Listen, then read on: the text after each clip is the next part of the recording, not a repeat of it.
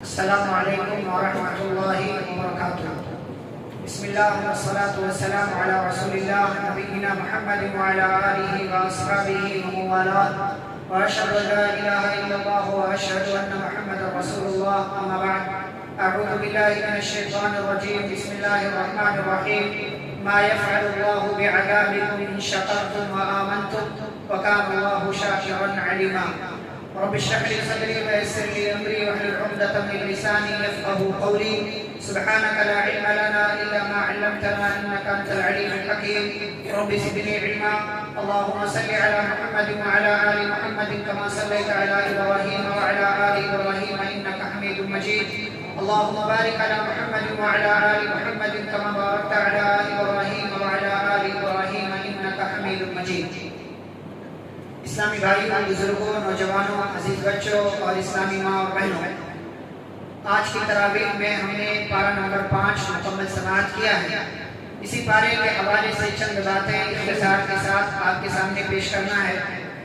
سب سے پہلی بات جو اس پارے کی شروعات میں آغاز میں اللہ نے ذکر کیا ہے، وہ نکاح وغیرہ کے تعلق سے کچھ باتیں بیان کی ہیں، اور پھر اللہ نے ایک بات کی طرف اشارہ کیا، فرمایا یرید اللہ ان یخفف عنکم، اللہ تمہارے ساتھ ہلکا والا معاملہ کرنا چاہتے ہیں، یعنی تمہارے ساتھ اللہ آسانی کرتا ہے، اسی لیے یہ دین آسان بنایا گیا۔ الدین یسر، یہ دین آسان ہے، لیکن وخلق الانسان ضعیفا، انسان کو کمزور پیدا کیا گیا ہے، اسی لیے انسان کی سمجھ میں یہ آسانی نہیں آتی ہے، اور مختلف طرح کے رسوم و رواج کو پیدا کر کے، جنم دے کر کے وہ اپنی زندگی کو مشکل میں ڈالتا ہے۔ اللہ نے کہا یرید اللہ ان یخفف عنکم، انسان جب مختلف طرح کے رسوم و رواج میں اپنے آپ کو جکڑتا ہے تو اس کی وجہ سے مختلف راستوں سے اس کی زندگی میں پریشانیاں آتی ہیں، حالانکہ اس کے لیے نجات صرف اور صرف دین کی باتوں پر عمل کرنے میں ہے، کیونکہ دین آسان ہے، دین میں زبردستی نہیں ہے، دین کے اندر بہت ساری آسانیاں رکھی ہیں، اتنی آسانیاں کہ آپ کھڑے ہو کر نماز نہیں پڑھ سکتے، بیٹھ کر پڑھیں، بیٹھ کر نہیں پڑھ سکتے، لیٹ کر پڑھیں، لیٹ کر نہیں پڑھ سکتے، اشارے سے پڑھیں، اتنی آسانیاں۔ سفر میں آپ جائیں، مشقت ہے، روزے نہ رکھیں، 2 وقت کی نماز کو جمع کر کے پڑھیں، ظہر اور عصر کو، مغرب اور عشاء کو 4 باری نماز 2 رکعت کر کے پڑھیں، اتنی آسانیاں ہیں۔ آپ پانی استعمال نہیں کر سکتے، تیمم کر کے نماز پڑھیں، اتنی آسانیاں کہ آپ گنتے چلے جائیں، لیکن انسان نے ان آسانیوں کا فائدہ اٹھانے کے بجائے اپنی مرضی کے مطابق زندگی گزارنا شروع کیا، نتیجہ یہ ہوا کہ اس کی زندگی میں بہت ساری قسم کی پریشانیاں آئیں۔ لہٰذا ہمیں اللہ نے جو نظام، جو اصول، جو سسٹم، جو قانون دیا ہے، اسی کو ماننے میں ہمارے لیے بھلائی ہے، ورنہ ہماری زندگی میں پریشانیاں کے بعد دیگرے آتی رہیں گی۔ دوسری بات اور بڑی اہم بات اللہ نے کہا، اس سے پہلے بات آ چکی ہے، آپس میں ایک دوسرے کا مال باطل طریقے سے مت کھاؤ۔ کیا ہوتا ہے، انسان کے پاس مجبوری آتی ہے تو کبھی چوری کرتا ہے، کبھی رشوت کھاتا ہے، کبھی سود کا مال لیتا ہے، کبھی کچھ کبھی کچھ۔ اللہ نے کیا کہا، یہ سارے غلط راستے اپنا کر کے وَلَا تَقْتُلُوا أَنفُسَكُمْ، اپنے آپ کو قتل مت کرو، اپنے آپ کو ہلاکت میں مت ڈالو، اپنے آپ کو ایسے راستے پر مت لے جاؤ جس پر جا کر کے تمہاری جان ہلاکت میں پڑ جانے والی۔ ان اللہ کان بکم رحیما، اللہ رب العزت تمہارے اوپر بڑا مہربان ہے۔ اور یہیں پر ایک بات، ہمارے ہاں بہت سارے لوگوں کے دماغ میں یہ بات ہے کہ اللہ 70 ماؤں سے زیادہ محبت کرنے والا ہے۔ 70 نہیں، اللہ پوری کائنات کی جتنی مائیں ہیں، چاہے جانوروں کی ہو، انسانوں کی ہو، جناتوں، جتنی مائیں ہیں کائنات کے اندر، ان تمام ماؤں سے کہیں زیادہ اللہ اپنے بندے سے محبت کرتا ہے، بہت زیادہ مہربان ہے۔ اللہ نے اپنی رحمت کے 100 حصے کیے، اور 100 حصوں میں سے صرف ایک حصہ اللہ نے اس دنیا میں بھیجا ہے، بقیہ 99 حصے اس نے اپنے پاس رکھا۔ اور کیا کہا، وَرَحْمَتِي وَسِعَتْ كُلَّ شَيْءٍ، میری رحمت ہر چیز پر محیط ہے، ہر چیز کو میری رحمت نے گھیر رکھا ہے۔ انسان اپنے آپ کو ہلاکت میں ڈالتا ہے تو اس کی زندگی ہلاک اور برباد ہوتی ہے۔ آپ کی زندگی محتاجی والی ہے، اللہ سے دعائیں کریں، اللہ آپ کے اوپر مہربانی کرے گا اور ایسے ایسے راستوں سے آپ کے لیے آسانیاں مقرر کرے گا کہ آپ کو اندازہ بھی نہیں ہوگا کہ میری زندگی میں یہ مدد آئی تو کیسے آئی۔ ادھر آپ دعائیں کرتے ہیں، ادھر اللہ کسی بندے کے دل میں بات ڈال رہا ہوتا ہے کہ جاؤ میرے فلاں بندے کو تمہاری ضرورت ہے، اس کی مدد کرو۔ ایک سسٹم چلتا ہے اللہ کا، ایک نظام ہے، ایک قانون ہے، ہمیں اللہ سے رابطے میں رہنا چاہیے، اللہ ہماری مشکلات کو آسان کرنے والا۔ اسی طریقے سے ایک بات جو اللہ نے آیت نمبر 32 میں، جو سورہ نساء کے آیت نمبر 32 ہے، اس میں ذکر کیا کہ اللہ سے اس کا فضل مانگو۔ ہمارے ہاں دیکھیں کیا چیز ہے کہ ہم دوسروں کا گھر، دوسروں کا بنگلہ، دوسروں کا مال، دوسروں کی گاڑی دیکھ کر سوچتے ہیں اس کے پاس ہے، میرے پاس کیوں نہیں، اس کو یہ ملا، اس کو وہ ملا، اس کے پاس یہ، اس کے پاس وہ۔ اللہ کا بلا تتمنوا ما فضل اللہ به بعضکم علی بعض۔ اللہ کے ہاں جیسا کہ میں نے کہا سسٹم ہے، اللہ نے کسی کو رسول بنا دیا تو کیا آپ اللہ سے لڑائی کریں گے کہ اللہ مجھے تم نے رسول کیوں نہیں بنایا؟ جس کو چاہا اس نے بنا دیا، جہاں چاہا اس نے پیغمبر اور رسول بھیج دیے، جس کو چاہا بڑا پیغمبر بنا دیا، جس کو چاہا اللہ نے اولو العزم پیغمبر نے دیا، جس کو چاہا امام الانبیاء بنا دیا، جس کو چاہا کچھ اور، جس کو چاہا کچھ اور بنا دیا۔ یہ اللہ تبارک و تعالیٰ کا کام ہے، یہ اس کی حکمت ہے۔ ہمیں فلانے صاحب بڑے آدمی ہیں، ان کے پاس اتنا مال ہے، وہ ایسے ہیں، وہ ایسے ہیں، میرے پاس یہ نہیں ہے، وہ نہیں، یہ دیکھ کر کے جلنا اور بڑھنا نہیں چاہیے۔ بھائی مرد کا اپنا نصیب، عورت کا اپنا نصیب، ہمارا کام کیا ہے؟ وَاسْأَلُوا اللَّهَ مِنْ فَضْلِهِ، اللہ سے اس کا فضل مانگے، اللہ سے اس کا فضل مانگے، اس لیے کہ ذَلِكَ فَضْلُ اللَّهِ يُؤْتِيهِ مَن يَشَاءُ، اللہ اپنا فضل جس کو چاہتا عطا کرتا۔ وہ مشہور واقعہ آپ کو معلوم ہے کہ مدینہ کے غریب صحابہ جو ہے وہ نبی صلی اللہ علیہ وسلم کے پاس آئے اور کہنے لگے اللہ کے نبی ذهب اهل الدثور بالاجور، کہ مالدار جو ہے وہ ہم سے اجر و ثواب میں بہت آگے بڑھ گئے۔ تو کہا کیا ہوا؟ کہا دیکھیں ہم نماز پڑھتے ہیں وہ بھی نماز پڑھتے ہیں، ہم روزہ رکھتے ہیں وہ بھی روزہ رکھتے ہیں، لیکن وہ صدقہ کرتے ہیں، ہمارے پاس مال نہیں ہے کہ ہم صدقہ کر پائیں، تو صدقہ کرنے کی وجہ سے ان کا ثواب زیادہ ہو گیا، ہم کیا کریں؟ تو پیارے نبی صلی اللہ علیہ وسلم نے ایک نسخہ بتایا، کہا 33 مرتبہ سبحان اللہ، 33 مرتبہ الحمدللہ اور 34 مرتبہ اللہ اکبر پڑھ لیا کرو، اس کی وجہ سے تمہارا ثواب ان کے برابر پہنچ جائے۔ تھوڑے دقت نہیں چلا، اس کے بعد مالداروں کو بھی یہ نسخہ پتا چل گیا کہ نبی نے غریبوں کو یہ نسخہ بتایا ہے، چنانچہ ان لوگوں نے، مالداروں نے بھی یہ نسخہ اپنا لیا اور ان لوگوں نے بھی یہ تسبیحات، یہ تحمید کے کلمات اور یہ اللہ اکبر کہنا شروع کر دیا۔ پھر سے وہی غریب صحابہ شکایت لے کر کے آئے نبی صلی اللہ علیہ وسلم کے پاس اور کہا اللہ کے نبی صلی اللہ علیہ وسلم مالداروں کو بھی معلوم ہو گیا، اب ہم کیا کریں؟ اب ان کا اجر پھر سے بڑھ گیا۔ تو پیارے نبی صلی اللہ علیہ وسلم نے کیا کہا؟ ذَلِكَ فَضْلُ اللَّهِ يُؤْتِيهِ مَن يَشَاءُ، یہ اللہ کا فضل ہے جس کو چاہتا ہے عطا کرتا ہے۔ ہمارا کام کیا ہے؟ اللہ سے اس کا فضل مانگے، اس لیے کہ اللہ کے فضل اور اس کے، اللہ کے فضل اور اس کی رحمت کے بغیر نہ ہمیں دنیا میں کامیابی مل سکتی ہے اور نہ آخرت میں کامیابی مل سکتی ہے۔ اسی لیے پیارے نبی صلی اللہ علیہ وسلم نے کیا کہا؟ جب بھی دعا مانگو اللہ سے تو اللہ سے اس کی رحمت مانگا کرو۔ کیوں؟ اس لیے کہ اللہ کی رحمت کے بغیر کوئی بھی بندہ جنت میں نہیں جا سکتا۔ صحابہ نے پوچھا اے اللہ کے رسول صلی اللہ علیہ وسلم آپ کو بھی اگر اللہ کی رحمت نہ ملے تو آپ صرف اپنے عمل کی بنیاد پر کیا آپ بھی جنت میں نہیں جا سکتے؟ پیارے نبی صلی اللہ علیہ وسلم نے کہا ہاں میں یہ نبی کا حال ہے کہ وہ اپنے عمل کی بنیاد پر اگر اللہ کی رحمت نہ ملے تو صرف اپنے عمل کی بنیاد پر وہ جنت میں نہیں جا سکتے۔ ہماری اور آپ کی کیا حیثیت ہے؟ اسی لیے جب بھی مانگے اللہ سے اس کا فضل مانگے اور اللہ سے اس کی رحمت مانگا کریں۔ پھر بات آگے بڑھی تو اللہ نے اس بات کی طرف اشارہ کیا کہ مرد جو ہے وہ عورت پر حاکم ہے، مرد عورت پر حاکم ہے، دونوں برابر ہیں، لیکن وَلِلرِّجَالِ عَلَيْهِنَّ دَرَجَةٌ، سورہ بقرہ کی ایک آیت میں اللہ نے کہا کہ مردوں کو ایک درجہ زیادہ فضیلت ہے عورتوں پر۔ کیوں؟ دو وجہ۔ ایک وجہ تو یہ کہ اللہ نے یہ فضیلت دی ہے اور اللہ نے جب دے دیا تو چھو چرا کرنے کی ضرورت نہیں کہ اللہ کا فیصلہ ہے، اس کے فیصلوں میں ٹانگ نہیں اڑائے۔ اور دوسری بات اس لیے کہ مرد اپنا مال جو ہے وہ ان کے اوپر خرچ کرتا، مرد کو عورت کے خرچے کا ذمہ دار بنایا گیا۔ اب عورت کا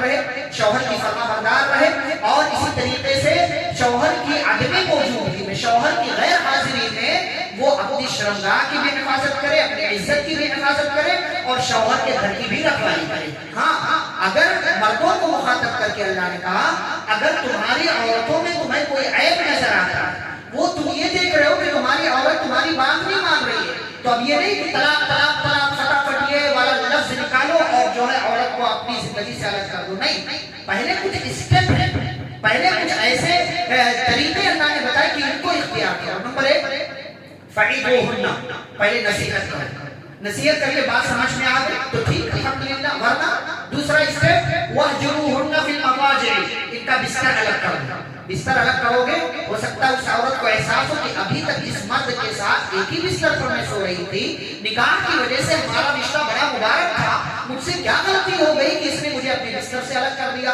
تو دوسرا اسٹیپ بستر الگ کرنا۔ یہاں بات سمجھ میں آ گئی الحمدللہ، نہیں سمجھ میں آتی ہے تو وَاضْرِبُوهُنَّ، مار سکتے ہو لیکن یہ مار ہلکی ہونی چاہیے، سخت نہ ہو اور نہ ہی چہرے پر مارو۔ اگر یہاں پر بھی اس کی سمجھ میں آ جاتا ہے تو بہتر، ورنہ چوتھا اسٹیپ وَإِنْ خِفْتُمْ شِقَاقَ بَيْنِهِمَا فَابْعَثُوا حَكَمًا مِّنْ أَهْلِهِ وَحَكَمًا مِّنْ أَهْلِهَا، تو اب لڑکے یا مرد کی طرف سے ایک آدمی اور عورت کی طرف سے ایک آدمی حکم بن کر کے آئیں گے اور اس معاملے کا سولوشن، اس پرابلم کا حل نکالنے کی کوشش کریں گے۔ اگر میاں بیوی کی نیت ایک ساتھ رہنے کی ہے، یوفق اللہ بینہما، تو اللہ ان کے درمیان خیر کا راستہ نکال دے گا، اور اللہ جاننے والا، خبر رکھنے والا ہے۔ اور اگر یہاں پر بھی بات نہیں بنتی ہے تو پھر طلاق کا آپشن مرد کے پاس ہے اور خلا کا آپشن عورت کے پاس ہے، جو آپشن چاہے یوز کر سکتے ہیں۔ ہمارے ہاں معاشرے میں لیکن انبن ہوئی، تھوڑا جھگڑا ہوا، تھوڑی شکایت ہوئی اور فٹافٹ طلاق اور خلا تک کی نوبت آ جاتی ہے۔ ایک سے ایک مسائل، 1 مہینہ 2 مہینہ شادی کو نہیں ہوتا اور طلاق جیسی نوبت آ جاتی ہے۔ کیوں؟ اس لیے کہ ہمیں شریعت کا قانون نہیں معلوم ہے۔ تو یہ پورا قانون ہے جو شریعت اسلامیہ نے مجھے اور آپ کو دیا ہے۔ اسی طریقے سے آگے بڑھیں تو مختلف طرح کے لوگوں کے ساتھ احسان کرنے کا اللہ رب العزت نے مجھے اور آپ کو حکم دیا ہے۔ اللہ کے ساتھ کسی کو شریک نہ کریں، والدین کے ساتھ اور دیگر تمام اللہ کے بندوں کے ساتھ حسن سلوک کرتے رہیں۔ بات اس تعلق سے پہلے آ چکی ہے۔ آیت نمبر 59 میں پہنچے تو اللہ نے اس بات کا تذکرہ کیا ہے کہ اطاعت صرف اللہ کی ہوگی اور محمد رسول اللہ صلی اللہ علیہ وسلم کی ہوگی۔ انہی دونوں کی بات مانی جائے گی اور ان لوگوں کی بات مانی جائے گی جو آپ کے ذمہ دار ہیں، جو آپ کے امیر ہیں، ذمہ دار ہیں۔ لیکن ان کی بات کب مانی جائے گی؟ جب ان کی بات اللہ اور رسول کی بات کے جیسی ہو۔ اگر ان کی بات قرآن اور حدیث کی بات کے خلاف ہے تو ایسی صورت میں ان ذمہ داروں کی بھی بات نہیں مانی جائے گی۔ اور اگر تمہارے درمیان اختلاف ہو جائے تو اپنے جھگڑے کا حل کہاں تلاش کرو؟ قرآن میں اور حدیث میں۔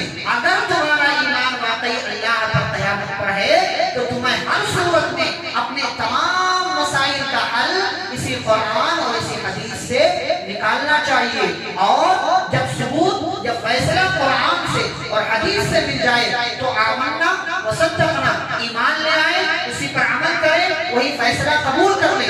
اس لیے کہ فلا وربک لا یؤمنون حتی یحکموک فیما شجر بینہم، ہمیں اپنے تمام مسائل میں قاضی، جج، منصف اور فیصل، وہ پیارے نبی صلی اللہ علیہ وسلم کو ماننا ہے۔ ان کا جو فیصلہ آ گیا وہی آخری فیصلہ ہے۔ پھر ہمارے دل میں ذرہ برابر بھی کجی، ذرہ برابر بھی میل، ذرہ برابر بھی شک و شبہ نہیں ہونا چاہیے۔ پھر اللہ نے اس بات کی طرف اشارہ کیا کہ اللہ اور اس کے رسول صلی اللہ علیہ وسلم کی اطاعت کا، ان کی بات ماننے کا کیا انعام ہے؟ جیسا کہ کہا گیا کہ اطاعت صرف اللہ اور اس کے رسول صلی اللہ علیہ وسلم۔ اب اگر ان کی آپ اطاعت کرتے ہیں تو کیا فائدہ ملے گا؟ جنت میں آپ ان کے ساتھ ہوں گے، جنت میں آپ ان کے ساتھ ہوں گے، مع النبیین والصدیقین والشہداء والصالحین۔ ان 4 ٹائپ کے جو خوبصورت اور بہترین جماعت کے افراد ہیں، ان 4 ٹائپ کے لوگوں کے ساتھ جنت میں آپ ہوں گے۔ اور کتنی بڑی خوش نصیبی کی بات ہے کہ جنت میں ہم نبی کو دیکھیں گے، رسولوں کو دیکھیں گے، پیغمبروں کو دیکھیں گے، ولیوں کو دیکھیں گے، بزرگوں کو دیکھیں گے، صحابہ کو دیکھیں گے اور تمام لوگوں کو دیکھیں گے جو اس دنیا میں آئے اور خوبصورت زندگی گزار کر چلے گئے. لیکن تصویر کا دوسرا رخ یہ بھی ہے کہ اگر ہم نے اللہ اور اس کے رسول صلی اللہ علیہ وسلم کی اطاعت نہیں کی تو اسی صورت میں جہنم ہمارا مقدر بن سکتی ہے. اس لیے ہمیں ہمیشہ اپنی زندگی کا جائزہ لیتے رہنا چاہیے اور اس بات کی کوشش کرنا چاہیے کہ ہماری زندگی میں ہمیشہ قرآن اور حدیث کی باتیں موجود ہوں. پھر اللہ نے اشارہ کیا موت کہیں بھی آ سکتی ہے. اس تعلق سے کئی بار بات آ چکی ہے. سلام کا جواب دینے کا کیا طریقہ ہے؟ میں آپ سے اگر سلام کروں اور کہوں السلام علیکم تو آپ کیسے جواب دے سکتے ہیں؟ دو طریقہ ہے. ایک تو آپ کہیں وعلیکم السلام چلے گا, یا اس سے بہتر جواب دے سکتے ہیں وعلیکم السلام ورحمۃ اللہ یا اس کے ساتھ وبرکاتہ بھی ملا سکتے ہیں. ٹھیک ہے, یہ بہترین جواب ہے. سلام کرنا سنت ہے, جواب دینا فرض ہے. سلام کا جواب دینا یہ مسلمان کے آپسی حقوق میں سے ہے. یہ اصول ہے کہ چھوٹا بڑے کو سلام کرے, پیدل چلنے والا بیٹھے ہوئے کو سلام کرے, سوار جو ہے وہ بیٹھے ہوئے کو سلام کرے. یہ اصول ہے قانون. لیکن کوئی کسی کو بھی سلام کر سکتا ہے. پیارے نبی صلی اللہ علیہ وسلم چھوٹے چھوٹے صحابہ کے پاس سے, بچوں کے پاس سے گزرتے تھے تو سلام کیا کرتے. سلام کرنے میں پہل کرنا چاہیے. یہ نہیں کہ میں بڑا ہوں, میں امام ہوں, یا میں فلانے ہوں, میں مالدار ہوں, میں سیٹ ہوں, میں ذمہ دار ہوں تو یہ صاحب آئے مجھ سے سلام کریں. نہیں, یہ طریقہ نہیں ہونا چاہیے. سلام کرنے میں پہل کریں, اس سے کیا ہے آپس میں محبت بڑھتی ہے. پیارے نبی صلی اللہ علیہ وسلم نے کہا یا ایھا الناس افشوا السلام وصلوا الارحام واطعموا الطعام وصلوا باللیل والناس نیام تدخلوا الجنة بسلام. جنت میں سلامتی سے جانا چاہتے ہو, چار کام کرو. سلام کو عام کرو, رشتہ داری کو جوڑو, اور یا ایھا الناس افشوا السلام وصلوا الارحام واطعموا الطعام, بھوکوں کو کھانا کھلاؤ, اور رات کو جب لوگ سو رہے ہوں اٹھیں, پیاری نیند سے اٹھیں, 2-4 رکعت نماز ادا کر لیں. یہ 4 کام اگر آپ نے کر لیا, جنت آپ کا انتظار کر رہی ہے. سلامتی کے ساتھ آپ جنت میں داخل ہو جائیں گے. پھر اس کے بعد اللہ نے شریعت کا قانون بتایا کہ اگر اسلامی شریعت ہو تو کوئی کسی کو قتل کر دے, غلطی سے قتل کر دے تو اس کی کیا سزا ہے, جان بوجھ کر کے قتل کر دے اس کی کیا سزا ہے, کوئی کسی مومن کو, مسلمان کو جان بوجھ کر مار دے اس کی کیا سزا ہے. یہ ساری باتیں اللہ رب العزت نے بیان کی ہیں. پھر اللہ نے اس بات کی طرف اشارہ کیا کہ نماز میں قصر, جیسا کہ میں نے کہا کہ اگر آپ سفر پر نکل رہے ہیں, گاؤں جا رہے ہیں, راستے میں آپ مسافر ہیں تو اسی صورت میں 4 رکعت والی نماز 2 کر کے پڑھ سکتے ہیں. ظہر اور عصر کی نماز کو چاہے ظہر میں ملا کر پڑھ لیں یا عصر میں ظہر اور عصر کی ملا کر پڑھ لیں, 2 رکعت کر کے پڑھ لیں. مغرب اور عشاء ایک ساتھ آپ ملا کر کے پڑھ سکتے ہیں. یہ شریعت نے آسانی دی ہے کہ جب آپ سفر میں ہو تو یہ قصر کر سکتے ہیں, اس میں آپ کے لیے آسانی ہے. پھر اللہ نے بہتان کی سزا بیان کیا ہے. دیکھیں ہم گنہگار ہیں, ہم سے جو گناہ ہوتے ہیں تو ہمارے سماج میں 3 ٹائپ کے لوگ ہوتے ہیں. ایک تو وہ جو غلطی کرتے ہیں اور ان کو اپنی غلطی کا احساس ہوتا ہے, اللہ سے توبہ کرتے ہیں تو اللہ ان کے گناہوں کو معاف کرتا ہے. دوسرے وہ لوگ ہیں جو گناہ کرتے ہیں لیکن گناہ کے بعد وہ اللہ سے توبہ اور استغفار نہیں کرتے تو ان کے گناہ کی سزا ان کو ملے گی, اللہ چاہے گا. تیسرے وہ لوگ ہیں جو گناہ بھی کرتے ہیں اور اپنے گناہ کا اعتراف بھی نہیں کرتے ہیں اور اس غلطی کا ٹھیکرا کسی اور کے سر چھوڑ دیتے ہیں کہ فلانے نے کیا, میں نے نہیں کیا. یہ تیسرے ٹائپ کے لوگ بڑے بدترین ہیں. اللہ نے کہا وَمَن يَكْسِبْ خَطِيئَةً أَوْ إِثْمًا ثُمَّ يَرْمِ بِهِ بَرِيئًا فَقَدِ احْتَمَلَ بُهْتَانًا وَإِثْمًا مُبِينًا. جو شخص خود گناہ کرے اور اس گناہ کو لے جا کر کے کسی معصوم کے اوپر ڈال دے تو ایسا بندہ بہتان باندھنے والا اور واضح کھلا طور سے گناہ کا کام کرنے والا ہے. ہمیں ایسی حرکت نہیں کرنا چاہیے. پھر اللہ نے صحابہ کرام کا منہج اپنانے کا حکم دیا, فرمایا وَمَن يُشَاقِقِ الرَّسُولَ مِن بَعْدِ مَا تَبَيَّنَ لَهُ الْهُدَىٰ وَيَتَّبِعْ غَيْرَ سَبِيلِ الْمُؤْمِنِينَ, جو رسول کی مخالفت کرے اور صحابہ کرام کا منہج, ان کا طریقہ, ان کا راستہ چھوڑ کر کوئی اور راستہ اختیار کریں تو اللہ کہتے ہیں نُوَلِّهِ مَا تَوَلَّىٰ, جو جدھر جانا چاہے گا ہم اس کو ادھر لے جائیں گے. اس لیے دیکھیں نا آج بہت سارے بگڑے ہوئے لوگ جو اپنے آپ کو مسلمان کہتے ہیں, جدھر جا رہے ہیں اللہ ادھر لے جائے گا.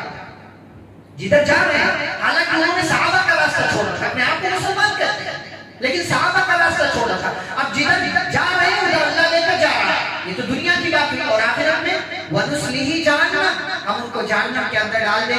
وساءت مصیرا، اور جہنم بہت برا ٹھکانہ ہے، جہنم بہت بری جگہ ہے۔ پھر شرک اور مشرک کا کیا انجام ہے؟ اللہ نے فرمایا ان اللہ لا یغفر ان یشرک بہ، اللہ اس بات کو ہرگز معاف نہیں کرے گا کہ اس کے ساتھ کسی کو شریک کیا جائے۔ اس کا ہم اپنی چیزوں میں کسی کی شراکت برداشت نہیں کرتے ہیں کہ کوئی ہمارا کپڑا، ہمارا پین، ہماری چیز ہماری اجازت کے بغیر لے لے، ہم کسی کو اپنی چیز میں پارٹنر نہیں بنا سکتے ہیں۔ تو اللہ جو پوری کائنات کا رب ہے اس کے ساتھ آپ شرک کریں، پارٹنرشپ کریں اس کی عبادت میں، اللہ کو یہ بات برداشت کیسے ہوگی؟ لیکن پھر بھی اللہ کہتے ہیں اگر شرک ہو گیا بندے سے اور زندگی میں ہی اس نے معافی مانگ لیا، ہم معاف کر دیں گے، لیکن اگر وہ بنا معافی کے ہمارے پاس آتا ہے شرک کی حالت میں، تو شرک اتنا گندا کام ہے کہ ہم اس کو ہرگز معاف نہیں کریں گے۔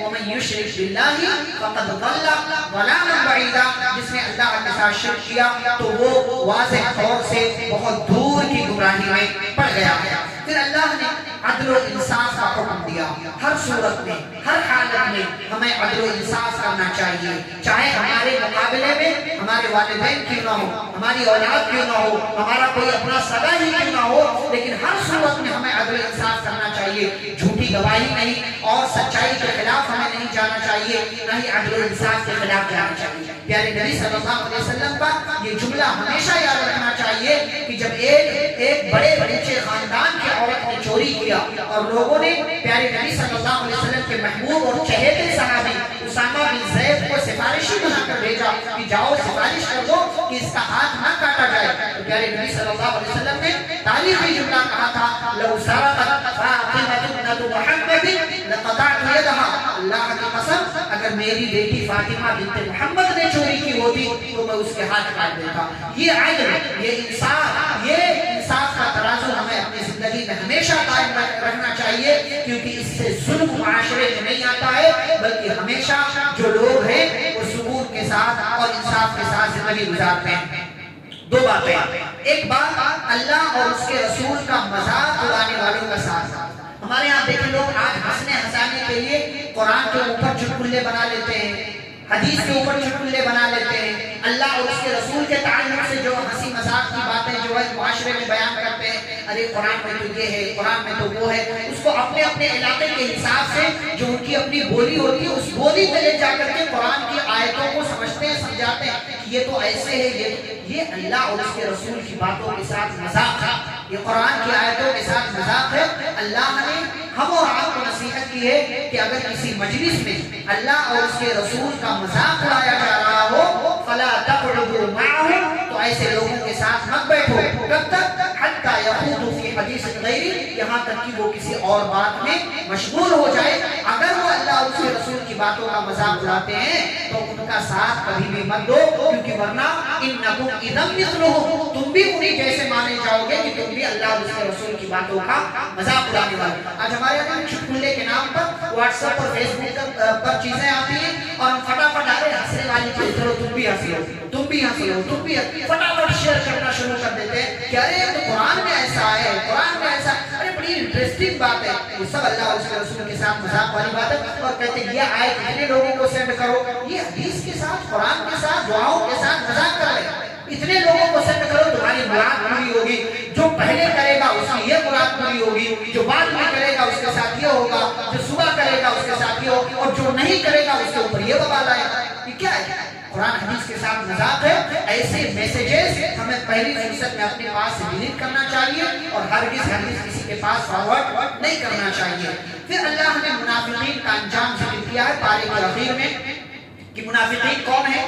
جو نہ ادھر ہے نہ ادھر ہے، مذبذبین بین ذلک لا الہ ہؤلاء ولا الہ، نہ ادھر ہے اور نہ ادھر ہے، بلکہ ایک طرف یہ سمجھتے ہیں کہ ہم مسلمانوں کے ساتھ ہیں اور دوسری طرف کافروں کے پاس جا کر کے کہتے ہیں کہ ہم تمہارے ساتھ ہیں۔ منافق کہتے ہیں کہ ظاہر کچھ اور کرے اور اندر اس کے کچھ اور ہو۔ اب ہم میں سے کتنے لوگ منافق ہیں یہ اللہ کو پتہ ہے، یہ اللہ کو پتہ ہے، لیکن منافقوں والی زندگی کبھی نہیں گزارنا چاہیے، اس لیے کہ اللہ کو آپ کی ساری نیتیں معلوم ہیں۔ اور اس بارے کی آخری آیت میں اللہ نے بڑی محبت سے ایک پیغام دیا، ہم اور آپ اگر عذاب سے، سزاؤں سے، مشکلات سے اپنے آپ کو بچانا چاہتے ہیں تو ہمیں دو کام کرنا ہوگا۔ ما يفعل الله بعذابكم ان شکرتم وآمنتم. اللہ بڑی محبت سے کیا کہتے ہیں؟ اللہ تمہیں عذاب دے کر کیا کرے گا؟ اللہ تمہیں عذاب دے کر کیا کرے گا اگر تم دو کام کرو. نمبر ایک، جو اللہ نے دیا ہے اس پر شکر ادا کرتے ہو، جو اللہ نے دیا ہے اس پر شکر ادا کرتے ہو. وآمنتم، اور ایمان والی زندگی گزارو. اگر یہ دو چیزیں تمہاری زندگی میں ہیں تو اللہ کا وعدہ ہے اللہ تمہیں عذاب دے گا. آج ہماری زندگی میں بہت ساری چیزیں ہیں، لیکن ان ساری چیزوں میں سب سے کم اگر کوئی چیز ہے تو وہ اللہ کی نعمتوں پر اس کا شکر ادا کرنا ہے. ہم اللہ کی نعمتوں پر اس کا شکر ادا نہیں کرتے. ادا کرنا کتنی نعمت ہے. ہاں شکوہ ہمارے یہاں ہے، اگر یہ چیز نہیں ملی تو اللہ سے شکوہ، اللہ تو نے نہیں دیا، میری دعا قبول نہیں کی، میرے ساتھ ایسا نہیں کیا، میرے ساتھ ایسا نہیں کیا. دو چار چیزیں نہیں ملی تو شکوہ شروع ہو گیا. لیکن ہزاروں کی تعداد میں آپ کے پاس چیزیں موجود ہیں، اس پر اللہ کا شکر ہم سے نہیں ہوتا. اللہ کہتے ہیں دو چیزیں اگر تمہارے پاس ہوں اللہ تمہیں ہرگز عذاب نہیں دے گا. ایک تو یہ کہ اللہ کی نعمتوں پر اس کا شکر ادا کرتے رہو، اور دوسرے یہ کہ ایمان والی زندگی گزارو. اسی پر اس پارے کا اختتام ہوتا ہے. اس کے بعد پارہ نمبر 6 کا آغاز ہوتا ہے، جس کے تعلق سے انشاءاللہ کل باتیں ہم آپ کے سامنے پیش کریں گے. اللہ رب العزت سے دعا ہے اللہ اور آپ کو قرآن و حدیث کی باتوں کو سمجھنے، پڑھنے اور پر عمل کرنے کی توفیق عطا فرمائے. آمین. صلی اللہ علیہ نبی الکریم. ربنا تقبل منا انك انت السميع العليم. سبحانك اللهم وبحمدك اشهد ان لا اله الا انت استغفرك واتوب اليك. والسلام عليكم ورحمة الله وبركاته.